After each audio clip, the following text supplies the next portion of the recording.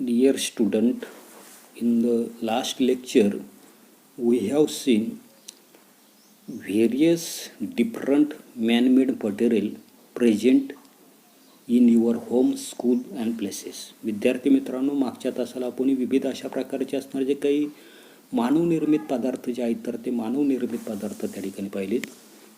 त्याच्यानंतर असणारे जे काही नेम ऑफ द ॲटम, आता नेम ऑफ द ॲटम असणारे जे काही वस्तू जे आहेत तर त्या वस्तूमध्ये वापरले गेलेले जे काही पदार्थ जे आहेत तर ते मॅनमेड कोणते आहेत, त्याच्यानंतर नॅचरल कोणते आहेत हे आपण त्या ठिकाणी पाहिली. त्याचबरोबर प्लास्टिक जे आहे तर त्या प्लास्टिक म्हणजे नेमकं काय, प्लास्टिकचे असणारे जे काही दोन प्रकार आपण त्या ठिकाणी पाहिलेत. तर त्याच्यामध्ये आपण थर्मोप्लास्टिक आणि थर्मोसेटिंग प्लास्टिक अशा प्रकारची प्लास्टिक जे आहेत तर त्या प्लास्टिकचे असणारे जे काही दोन प्रकार जे आहेत तर ते दोन प्रकार त्या ठिकाणी पाहिलेत. याच्यानंतरचा पुढचा भाग आपल्याला त्या ठिकाणी पाहायचा आहे, तो पाहायचा आहे की प्रॉपर्टीज ऑफ प्लास्टिक, प्लास्टिकचे असणारे जे काही गुणधर्म. पहिला गुणधर्म आपल्याला दिलेला आहे की प्लास्टिक डू नॉट करोड, पण करोड म्हणजे गंज नाही. प्लास्टिक जे आहे तर त्या प्लास्टिकला त्या ठिकाणी गंज चढत नाही. दुसरी प्रॉपर्टी आपल्याला सांगितली, it does not decompose. Plastic जे आहे तर त्या प्लास्टिकचं विघटन जे आहे तर ते विघटन त्या ठिकाणी होत नाही.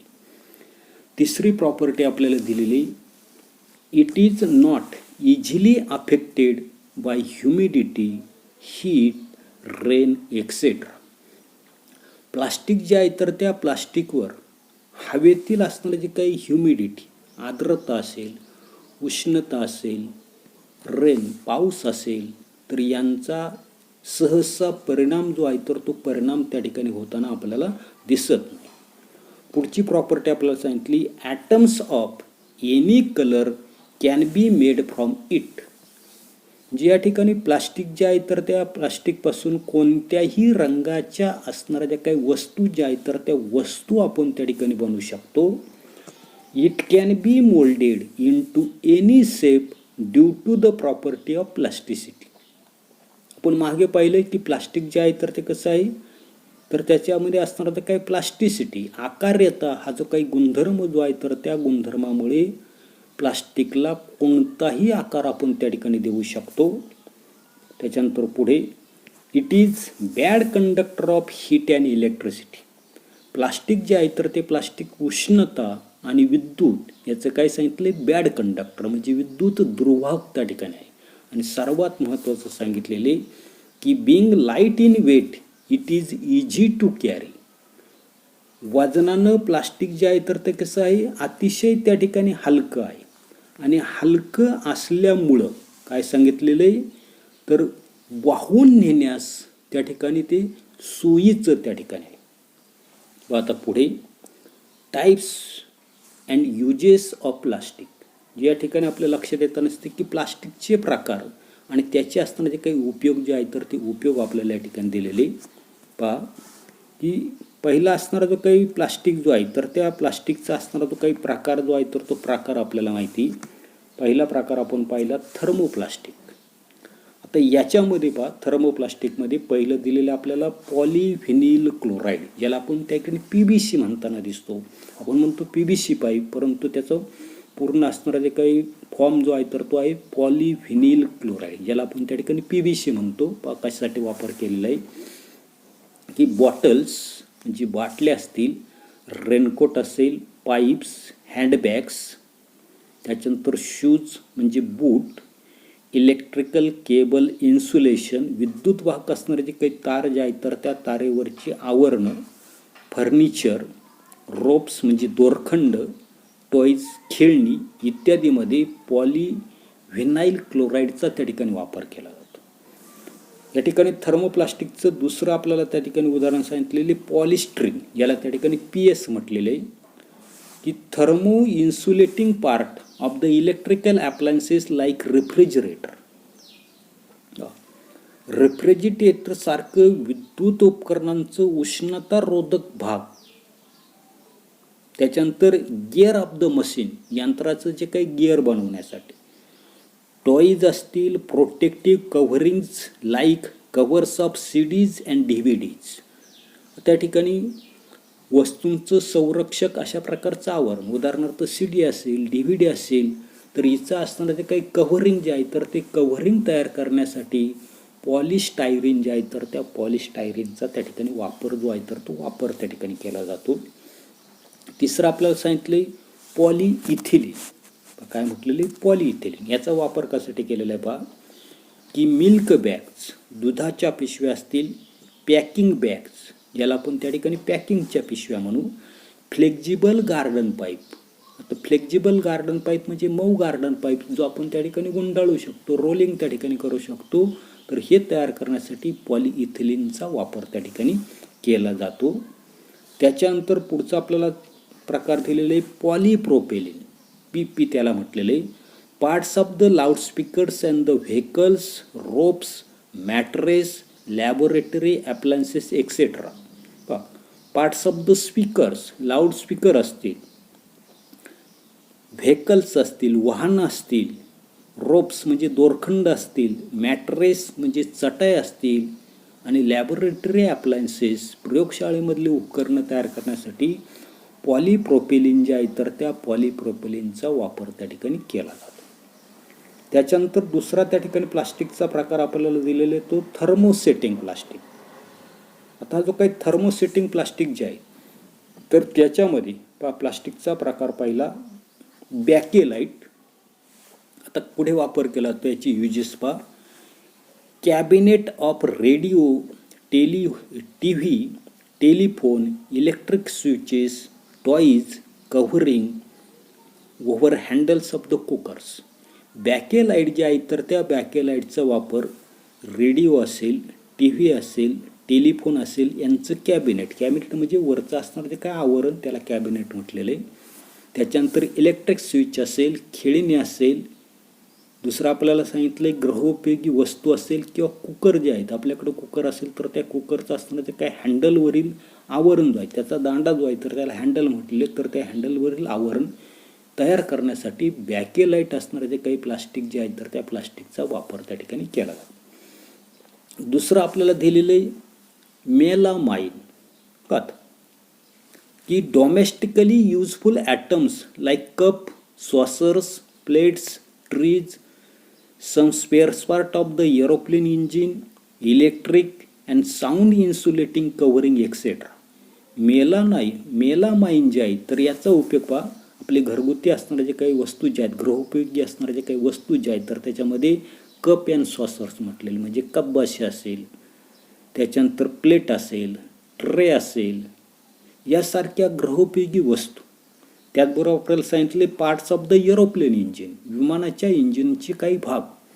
त्याच्यानंतर electric and sound insulating covering, विद्युत रोधक आणि ध्वनी रोधक अशा प्रकारचे आवरणं तयार करण्यासाठी मेलामाइन जे आहे तर याचा असणारा जो काही वापर जो आहे तर तो वापर त्या ठिकाणी केला जातो.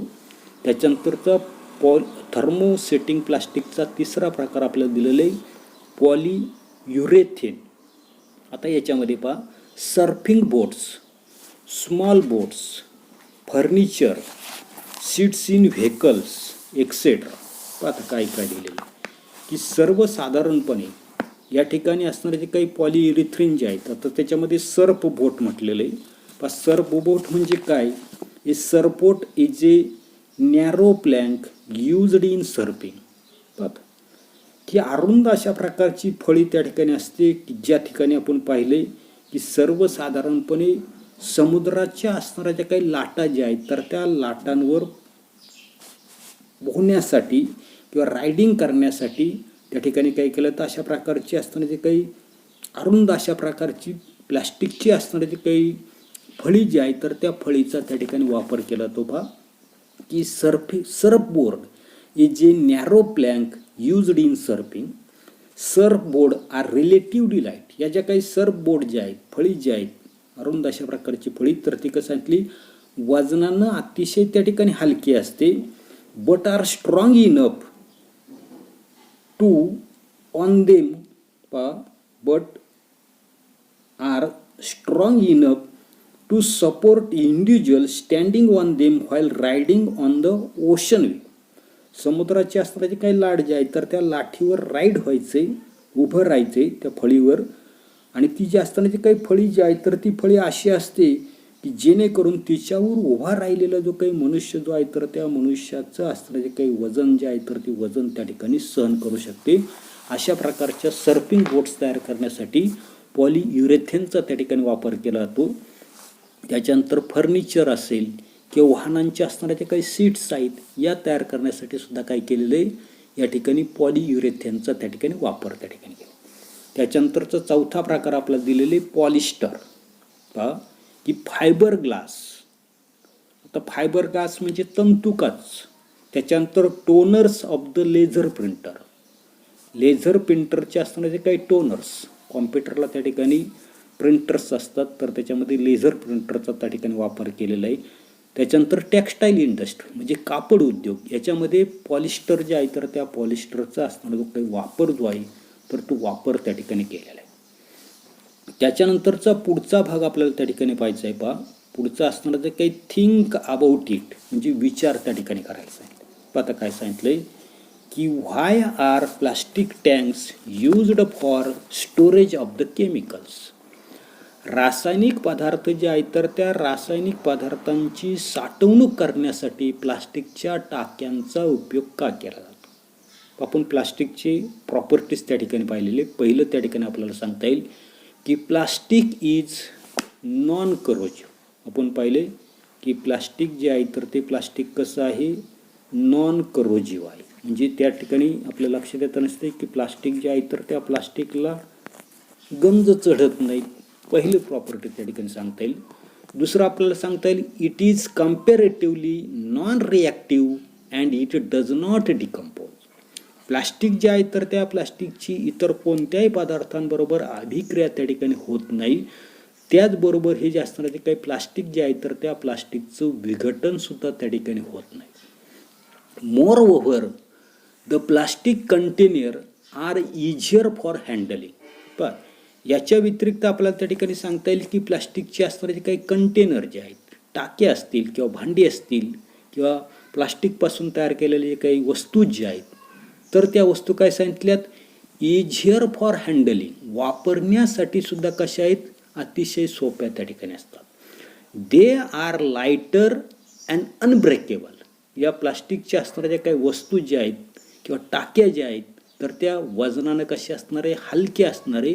आणि पुढे आपल्याला सांगितलं अनब्रेकेबल.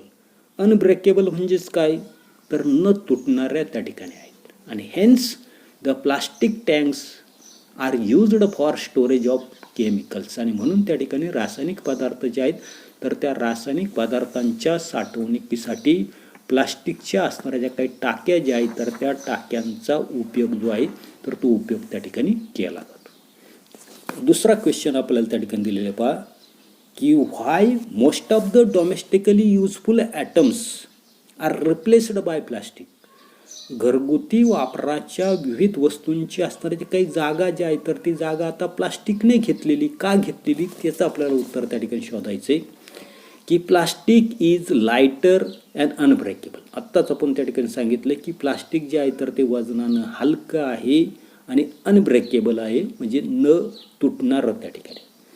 द हँडलिंग दस बिकम इजियर. आणि म्हणून हे जे काही प्लास्टिक जे आहे तर त्या प्लास्टिकची वाहतूक करणं, हँडलिंग करणं सोपं त्या ठिकाणी जातं. It is non corrosive hence pickles, spices etcetera can be stored in the plastic container. आपण पाहिले की प्लास्टिक जे आहे तर ते कसं आहे, नॉन करोजिव्ह आहे, गंज त्याला त्या ठिकाणी चढत नाही. आणि म्हणून पिकल्स, लोणचं असेल, स्पायसेस, मसाल्याचे पदार्थ असतील तर हे साठवण्यासाठी आपण प्लास्टिकचे असणाऱ्या ज्या काही बरण्या ज्या आहेत तर त्या बरण्यांचा आपण त्या ठिकाणी वापर त्या ठिकाणी करू शकतो. It is cheaper as compare to the metals and the glass article. Plastic जे आहे तर ते आपल्या लक्षात येत नसते की धातू असतील किंवा काचीचे असणाऱ्या ज्या काही वस्तू ज्या आहेत तर याच्यापेक्षा कसं चीपर म्हणजे स्वस्त त्या ठिकाणी आहे. Thus it become popular with general public. आणि म्हणून त्या ठिकाणी सर्वसामान्य लोकांमध्ये सुद्धा त्या ठिकाणी प्लास्टिक जे आहे तर त्या प्लास्टिकचा वापर त्या ठिकाणी जास्त प्रमाणामध्ये केला जातो. It is easier to wash and maintain the plastic article. दुसरं आपल्याला त्या ठिकाणी सांगता येईल की प्लास्टिकच्या असणाऱ्या ज्या काही वस्तू ज्या आहेत तर त्या वस्तू धुवायलाही त्या ठिकाणी सोप्या आहेत. त्याच्यानंतर मेंटेन द प्लास्टिक आर्टिकल, आणि त्याच्यामुळं प्लास्टिकच्या असणाऱ्या ज्या काही वस्तू ज्या आहेत तर त्या वस्तूंचा आपण त्या ठिकाणी जास्तीत जास्त त्या ठिकाणी वापर करताना दिसतो. These are the some of the reasons of the plastic making plastic a domestically useful material. आणि या सर्व कारणांमुळं घरगुती वापराच्या असणाऱ्या ज्या काही विविध वस्तू ज्या आहेत तर त्या विविध वस्तूंची जागा या ठिकाणी प्लास्टिक जे आहे तर त्या प्लास्टिकनं त्या ठिकाणी घेतलेली. पण एवढाच असणारा जो काही भाग जो आहे तर तो भाग आपण या तासाला पाहणार आहोत. पुढील भाग पुढील तासाला पाहू. धन्यवाद.